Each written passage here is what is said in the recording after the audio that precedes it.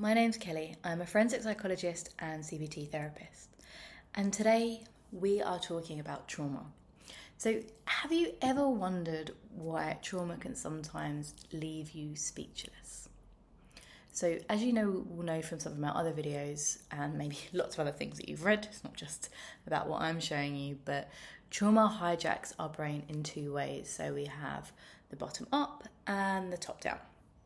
So with the bottom-up hijacking, this can trigger really intense emotions, our primal responses, and our ability to be able to verbalize what we're experiencing.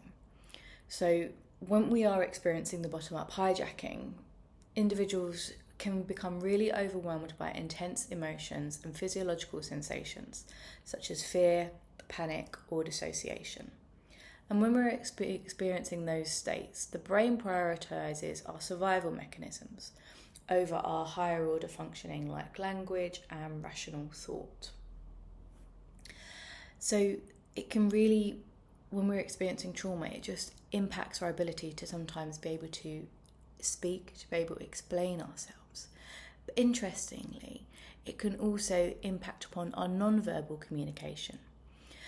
So instead of being able to verbalize our experiences through words, sometimes individuals may rely on maybe non-verbal cues to express distress, such as crying, shaking, or withdrawing.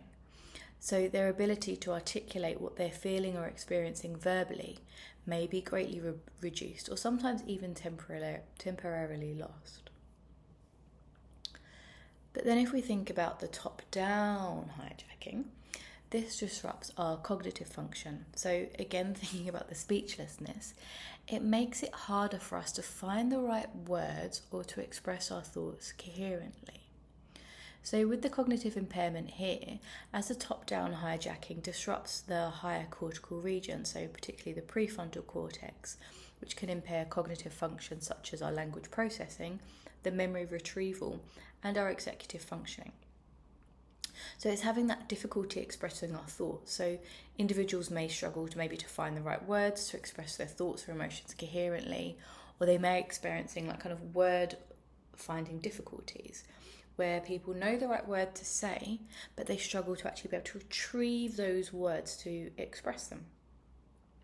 So this does create communication challenges. So if an individual can articulate their experiences to some extent, they may be able to convey complex emotions or thoughts. This is often compromised, and they have difficulty actually organising their thoughts and can express themselves like how the memories are stored, but they express themselves in sometimes a distorted or a fragmented manner.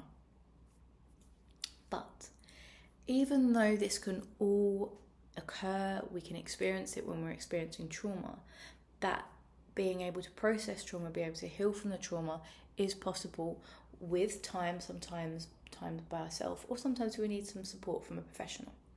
But no, if you have experienced this, you aren't alone. And it is possible to be able to work through it. So I just wanted to explain this, so how trauma can leave us speechless and it can impact our brain, but we can work through it. Thank you for watching.